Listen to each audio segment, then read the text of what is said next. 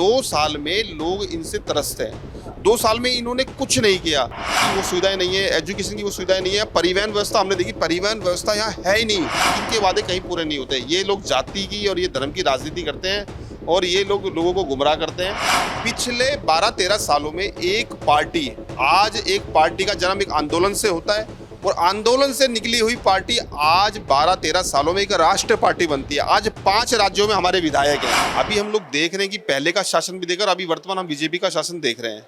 Actually शासन नहीं, वो कुशासन है। आप देख ही रहे हैं कि किस प्रकार से जो बीजेपी कार्य कर रही है, जगह जगह जाकर वो जो है वोट एक्चुअली चोरी कर रही है, वो सांसदों को चोरी कर रही है, धन बल का प्रयोग कर रही है, पूरे तंत्र का वो दुरुपयोग कर रही है।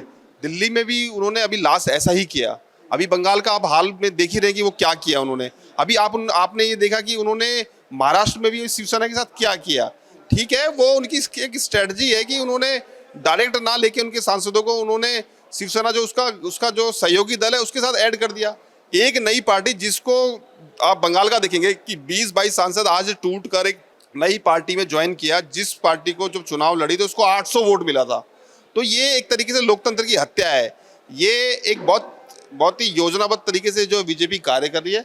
हम लोगों का जो राजनीति है, जो आम आदमी पार्टी का राजनीति, वो पूरे देश ने देखा है, वो पूरे वर्ल्ड ने देखा है। यूएनए ने भी उसकी तारीफ करी है। हम लोग ना जाति की बात पे बात करते हैं, ना हम लोग किसी में भेदभाव करते हैं, ना हम लोग धर्म की राजनीति करते हैं। हम लोग करते हैं बिल्कुल साफ सुथरी राजनीति, बिल्कुल ईमानदारी वाली राजनीति। हम लोग करते हैं डेवलपमेंट की राजनीति, हम लोग करते हैं एजुकेशन पे काम, हम लोग करते हैं हेल्थ पे काम, जो हमने दिल्ली में करके दिखाया और उसको हम पंजाब में भी लेकर गए। पंजाब में भी आज हमारी सरकार है। आप ये देखिए सर कि पिछले 12-13 सालों में एक पार्टी, आज एक पार्टी का जन्म एक आंदोलन से होता है और आंदोलन से निकली हुई पार्टी आज 12-13 सालों में एक राष्ट्रीय पार्टी बनती है। आज 5 राज्यों में हमारे विधायक हैं। आप जम्मू में देखिए, आप आज पंजाब में हमारी सरकार है, आज आप गुजरात में देखिए हमारे विधायक हैं, आज हमारे गोवा में हमारे विधायक हैं, आज हम विपक्ष के रूप में दिल्ली में बैठे हैं और बहुत सी जगह हमारे जो नीचे की जो बॉडी है, जिला पंचायत की है या जो पंचायत की बॉडी है, उसमें भी हमारे बहुत सारे स्टेटों में हम लोग जीते हैं। अभी उड़ीसा के लिए भी हमारा यही प्लान है। अभी उड़ीसा में देखिए ऐसा है कि उड़ीसा में पहले बीजू जनता दल का काफी लंबे टाइम तक राज रहा और पहले ये दोनों कहते हैं ना कि ये दोनों मिलकर राज कर रहे थे, परंतु उसके बाद बीजू जनता दल से लोग जो है बहुत परेशान हो गए। क्या आपको सर लगता है कि अभी भी बिजू जनता दल और भारतीय जनता पार्टी यहाँ पे मिलके काम कर रही है? देखो, गंगाधरी शक्तिमान है, उसके पीछे से उन्हीं के लोग, सिस्टम में तो उन्हीं के लोग हैं, क्योंकि पहले ये लोग एक साथ काम कर रहे थे। तो ऐसा नहीं कि सिस्टम का हिस्सा नहीं थे, इनको पता नहीं था। ये सब लोग मिलके ही सारी चीजें चला रहे थे, करप्शन कर रहे थे। लेकिन उसके बाद आपने देखा कि पिछले 2 साल में, 2 साल पहले उड़ीसा की जनता ने बीजू जनता दल को छोड़कर और छोड़ने के बाद आप ये लोग जो है बीजेपी की तरफ आए और बीजेपी की पूर्ण बहुमत से सरकार बनाई। अभी ये 2 साल से तो इनको लग रहा था कि कुछ चमत्कार होने वाला है। मैंने जैसे बताया आपको कि मैं पिछले 2 दिनों से यहाँ आया हुआ हूँ। 2 दिनों में मैंने जो चीजें नोट करी, मैं भले ही पहली बार आया हूँ, लेकिन चीजें हम ऑब्जर्व तो करते हैं, ऐसे पॉलिटिकल चीजें महसूस तो करते ही हैं। तो हमने वो चीजें हमने जो देखी, मैं उस पर आपको बताऊंगा। उससे पहले बताऊं कि 2 साल में लोग इनसे त्रस्त हैं। 2 साल में इन्होंने कुछ नहीं किया। ये हम लोग जनता के बीच में भी हम जा रहे हैं। मैं ट्रेन में आ रहा था तो वहां पर तो किसी को नहीं पता था कि मैं आम आदमी पार्टी का हूँ। आज मैं आम आदमी पार्टी की बात रख रहा हूँ, लेकिन मैं जो जेन्युइन बात है, जो मैंने देखी है, जो प्रत्यक्ष जो चीजें महसूस करी, मैं वही बता रहा हूँ। ट्रेन में भी लोग काफी मिले कि बीजेपी से वो लोग नाखुश हैं, वो नाखुश हैं और नाराज है बहुत ज्यादा। तो उसकी विकल्प के तौर पर हम आम आदमी पार्टी को आज आए हैं और आने वाले टाइम में चुनाव लड़ेंगे और एक अच्छी राजनीति उड़ीसा के लोगों को देंगे।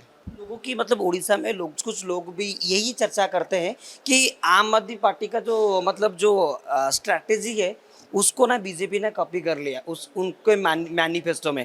जब यहाँ पे इलेक्शन हुआ था 2026 को, उन्होंने बोला था कि 200 यूनिट बिजली देंगे और सब शिक्षा व्यवस्था को ठीक करेंगे, स्वास्थ्य को ठीक कर देंगे, सब ठीक करेंगे। पर 2 साल में ऐसा कुछ हुआ नहीं है, ऐसे लोग का मानना है और लोग यही बोल रहे हैं कि वो लोग खुश नहीं है। तो आपको यही लगता है कि अगर आम आदमी पार्टी यहाँ पे चुनाव लड़ेगी और ये सब डिफीट करके वो चुनाव जीत पाएगी?